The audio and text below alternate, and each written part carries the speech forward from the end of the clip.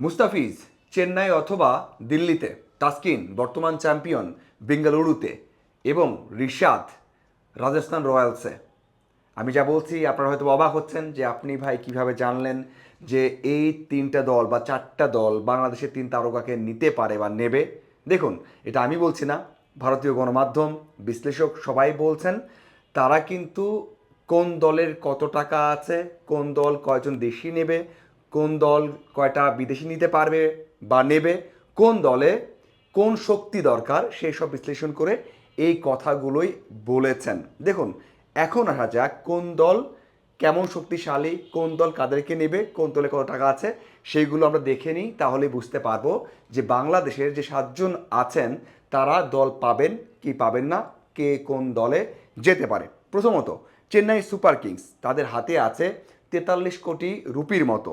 তারা দেশি নিতে পারবেন 9 জন, বিদেশি নিতে পারবেন 4 জন।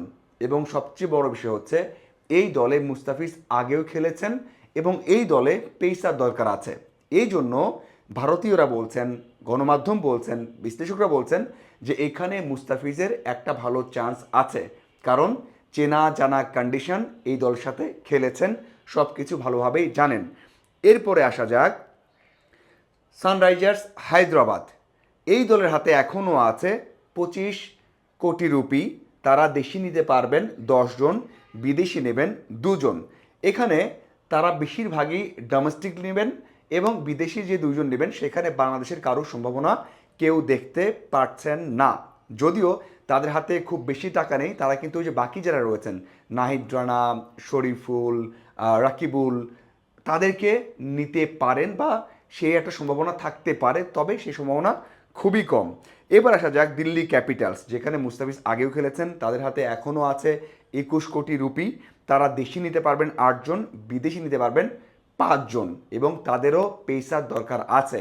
সবচেয়ে বড় বিষয় হচ্ছে যে মুস্তাফিজ সবশেষবার এখানেই খেলেছেন, নিলাম থেকে নেওয়া হয়নি, কিন্তু একজনের ইনজুরি কারণে সুযোগ পেয়েছিলেন। 3 ম্যাচ খেলে 4 উইকেট নিয়েছেন, এক ম্যাচে 3টা আর এক ম্যাচে একটা, আর এক ম্যাচে উইকেটলেস ছিলেন, যদিও তার ইকোনমি ছিল দারুণ। এই জন্য এবারও চিন্তা করা হচ্ছে, ব্যাখ্যা করা হচ্ছে, বিশ্লেষণ করা হচ্ছে যে মুস্তাফিজ এই দলেই থাকবেন বা এই দল যদি বিট করে সেটা মুস্তাফিজের জন্য করতে পারেন। এবার আসা যাক রয়্যাল চ্যালেঞ্জার্স বেঙ্গালুরুতে। এই দলে বড় একটা চান্স আছে তাসকিন আহমেদের, কারণ এই দলের 2 জন, মানে এরা 2 জন বিদেশি নিতে পারবে এবং 2 জনই পেসার নিতে পারে, কারণ তাদের হ্যাজেলউড এবং থুসারা 2 জনই ইনজুরিতে আছেন এবং তারা খেলতে পারবেন কি পারবেন না সেই শঙ্কা আছে, রুলড আউট হয়ে যাওয়ার সম্ভাবনা বেশি বা হয়ে গেছে। এই রকম জায়গা থেকে তারা পেসার নিবে এবং সেই ক্ষেত্রে তাসকিন আহমেদের বড় একটা সুযোগ সবাই দেখতে পাচ্ছেন এখানে। আমরা এর আগেও দেখেছি যে এই দলে জিম্বাবুয়েন পেসারকে নেওয়া হয়েছে এবং কোনো ম্যাচ না খেলে চ্যাম্পিয়ন হওয়ার মেডেল নিয়ে গেছেন। তো সেই ক্ষেত্রে আমরা আশা করতে পারি তাসকিনের যে স্টারডম আছে, তার যে পারফরমেন্স আছে গত 2 বছরের, এবং এখনও IL T20-তে আছেন, একটা ভালো একটা ফর্মে আছেন, তাকে নেওয়ার সম্ভাবনা বেশি দেখছে ভারতীয়রা, বিশ্লেষকেরা, যে বেঙ্গালুরু তাকে সাইন করলেও করতে পারে বা সম্ভাবনা বেশি। এবার আসা যাক পাঞ্জাব কিংস। তাদের হাতে আছে 11 কোটি রুপি এবং তারা 4 জন বিদেশি নিতে পারবে এবং 2 জন, 4 জন দেশি নিতে পারবে, 2 জন নিতে পারবে বিদেশি। সেখানে খুব একটা সম্ভাবনা নেই বাংলাদেশি কারু, কারণ তাদের যেই দলটা গঠন করা হয়েছে সেখানে মোটামুটি একেবারে একাদশ ঠিক করা, বেঞ্চে কে থাকবে সেটাও ঠিক করা আছে। যেটুকু আছে তারা হয়তো ব্যাটার সাইন করবে। এই দিক থেকে বাংলাদেশি যে 7 জন বোলার আছে সেখানে কারোর সুযোগ কিন্তু কেউ দেখছে না বা বিশ্লেষকরা দেখতে পাচ্ছেন না। এবার আসা যাক কলকাতা নাইট রাইডার্স। এখানে আমরা যদি দেখি যে তারাও কিন্তু প্রায় 19 থেকে 20 জনের মতো এরই মধ্যে নিয়ে ফেলেছে। তারা মোটামুটি একটা টিম গঠন করে ফেলেছে। তাদের উইকেট কিপার দরকার, মিডল অর্ডার ব্যাটার দরকার, কিন্তু সেইভাবে বোলার দরকার নেই।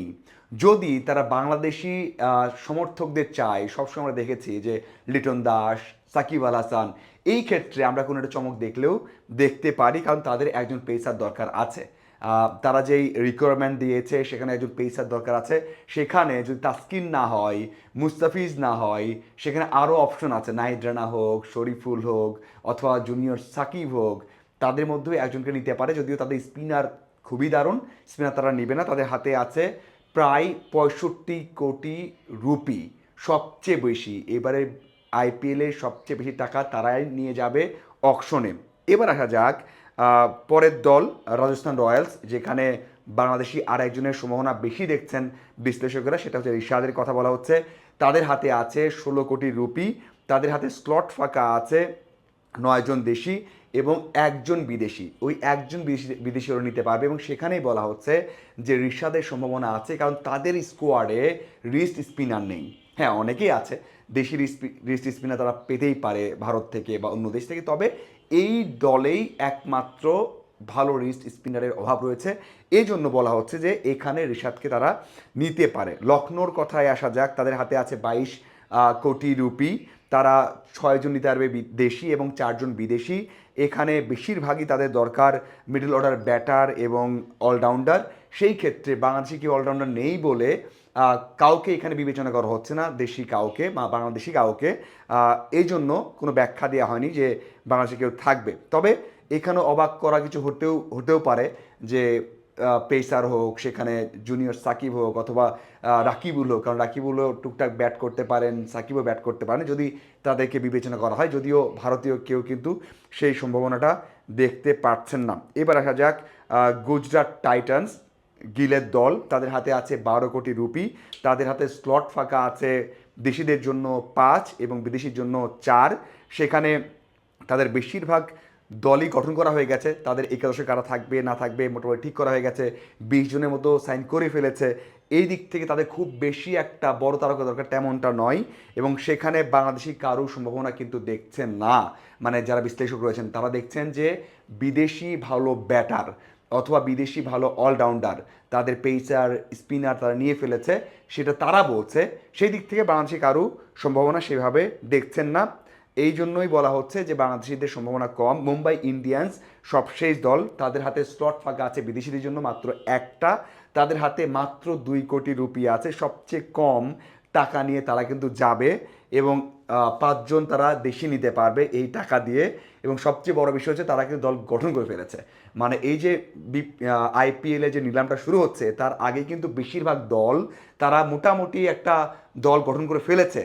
টুকটাক যে শপিংটা, মানে শেষ মুহূর্তে যে শপিংটা একটু বাকি আছে অলঙ্কার দেওয়া, সেই কাজটাই তারা করবে এবং এই জন্য এই যে এতজন ক্রিকেটার নিলামে উঠবেন 350 জন এবং সেখানে কিন্তু মানে প্রায়োরিটি বেসে সবাইকে উঠানো হবে এবং সেখান থেকে সবাই নেবে। সেই দিক থেকে বলা হচ্ছে যে বাংলাদেশের রিয়েল চান্স হচ্ছে ওই 3টা জায়গা, মুস্তাফিজ সেখানে দিল্লি অথবা চেন্নাই, তাসকিন সেখানে বেঙ্গালুরু এবং রিশাদ কলকাতা অথবা রাজস্থান রয়্যালস। এই যে দলগুলো বলা হলো এখানে সম্ভাবনা বেশি দেখা যাচ্ছে এবং বাকি যে নামগুলো আছে নাহিদ রানা, শরীফুল, জুনিয়র সাকিব অথবা রাকিবুল, তাদের কথা যদি বলা হয় সেখানে তারা যে কোনো দলে সারপ্রাইজ হয়ে আসতে পারে। কিন্তু আপাতত যে বিশ্লেষণ করা হচ্ছে, দলগুলো ব্যাখ্যা দিচ্ছে, সেখানে কোনো দল তাদেরকে নেবে বলে আভাস পাওয়া যাচ্ছে না।